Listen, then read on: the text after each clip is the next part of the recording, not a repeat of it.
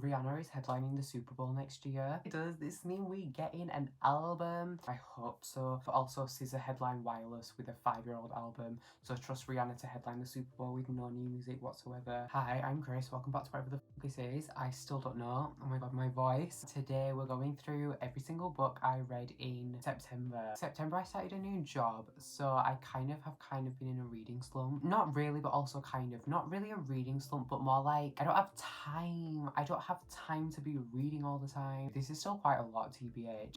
But I read 8 books, and I'm gonna go in chronological order as I do most of the time. Starting off with Ruthless King by Maya Hughes. This is book 3. This is book 3 in the Kings of Rittenhouse series. We're following Avery and Emmett, and if you read Kings of Rittenhouse from the beginning, there's like a prequel novella. If you read that, you see that these two, Emmett and Avery, break up at like a high school party. And so when I was reading the first 2 books, I was like, okay, but like I want to know what happened. I want to know why these two broke up, because it keeps getting hinted at that something happened. Anyways, book 3 is their book, and it's a second chance romance. And even though this is part of Kings of Rittenhouse series, which is like a college ice hockey romance series, I would say that it's not really that heavy on the college or ice hockey aspects. It's kind of just a new adult romance, because it's set during the summertime at like a summer house where like all the kings go to like a summer house together, and it includes Avery and Emmett. They broke up in high school. They've always just kind of been awkward with each other, and you finally get answers as to why they broke up and all just the like miscommunications along the way. But like honestly, it wasn't annoying miscommunication. I did like this book. I gave it 3 stars because it's just there. Do you know what I mean? Like, this isn't life changing. It's not 4 stars. Do you know what I mean? Like, it was good. I liked it. Okay, next I read Corrupt by Penelope Douglas. I actually have this book in paperback. Look at me go. This is book 1 in Devil's Night. I decided to start reading it now in September so that I can hopefully finish it around Devil's Night, which is the end of October.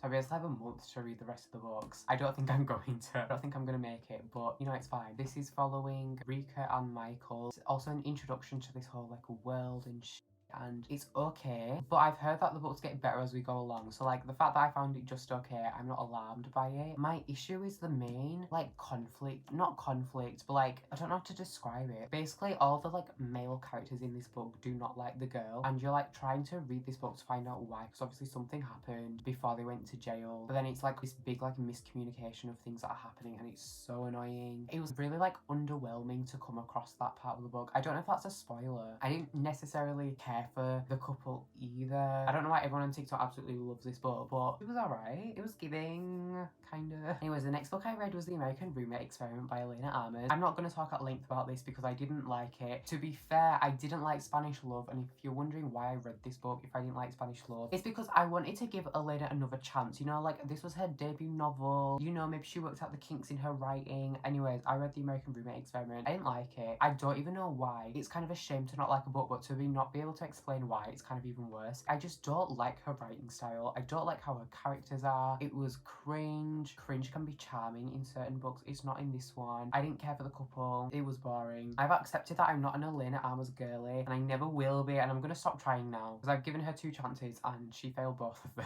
them. Moving swiftly on, I read Twisted Hearts by Cora Riley. This is book 5. Book 5 in the Camorra Chronicles. All I have to read is Bound by Blood and Twisted Cravings.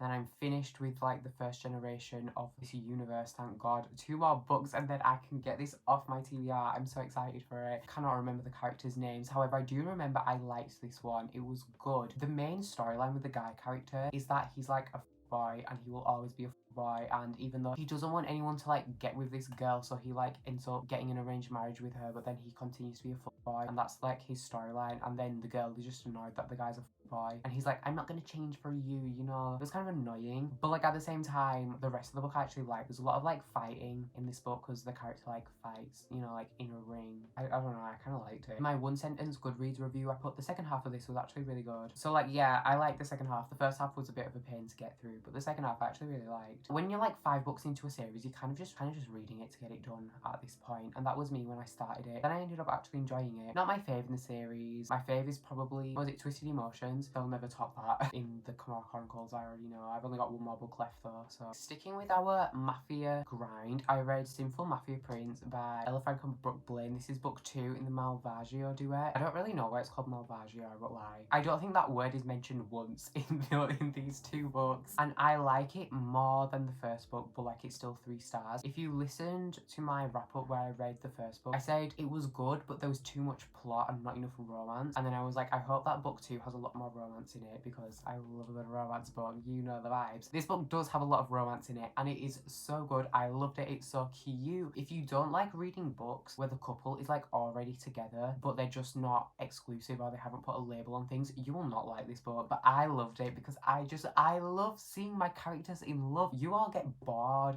You're like, oh, when the characters are together, this is boring. No. When the characters are together, the story is just starting, and this is the example. I love this book. It's still 3 stars because even though like the descriptions and like just the descriptions of the love and like, you know, like the vibes were great, I like still at the end of the day didn't really care for the plot. I didn't really care for like what was happening storyline wise. Just the cute moments between the 2 characters was so good, and I loved it. I'm still giving it 3 stars because it doesn't deserve 4, but it was better than book 1, and it like redeemed this series, well, this duet. It redeemed the duet for me. Okay, that brings us on to our 2 final books, which I guess I'll talk about together because they're both part of a duet following the same people. I read Savage Queen and Ruthless Noble by Ali Sees. I just saw this and I was like, I'll read it. Like, do you know what I mean? Do you know when you're not like actively looking for a book, or you don't want to read, you don't want to get into something. No one that I have on Goodreads has read any of these books. You know, I just wanted something, just something fresh, kind of like a palate cleanser. And so I saw this duet and I was like, I'll read it. I have never heard of the author, never heard of these books my entire life, but after I read this book, I found out it's actually a spin-off of another series that the author's already written.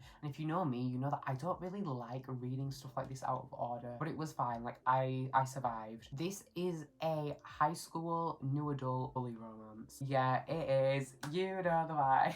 You know the vibes. We're following the girl who is called Savvy, but also like Samantha, but her nickname's Savvy. But then she used to go to this school called like Blackwell Prep, I think. We call it BP over here. But then her mum remarried to this guy who is rich, and so she had to move to a new school, but it's also called Blackwell, but it's Blackwell Academy. So you got BP and BA. BP is kind of like the public school. Maybe it is Blackwell Public. It might be Blackwell Public, not Blackwell Prep.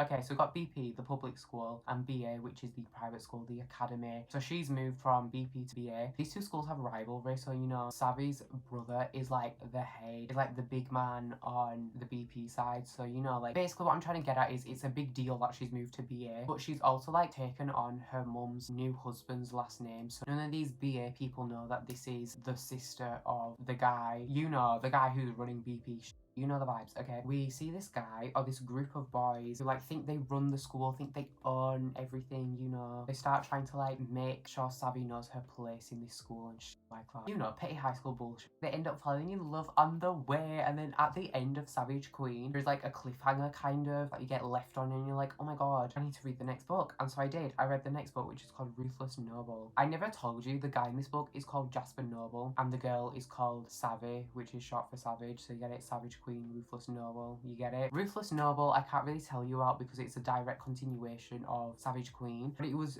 good. I gave Savage Queen 4 stars and Ruthless Noble 3 stars because Savage Queen was so good. I got into it straight away. It was amazing. I really enjoyed it. And Ruthless Noble was fine. It was good. I like this series. I like this duet. I want to read more of Alice's books because this was really fun, but I listened to both of these on audio and I don't have her other books on audio. I didn't explain them well enough. I went into it blind, and so I think you can go into it blind too, and you'll like it, okay? I hope you guys all enjoyed this video. If you did, please leave a like, subscribe, comment down below. If you've read any of these books that I talked about, if you want to read any of these books that I talked about, or what you read in September, you know the vibes. With that, I will see you all whenever I can be bothered to film and edit and upload another video. Goodbye, I guess. I'll see you soon. Goodbye.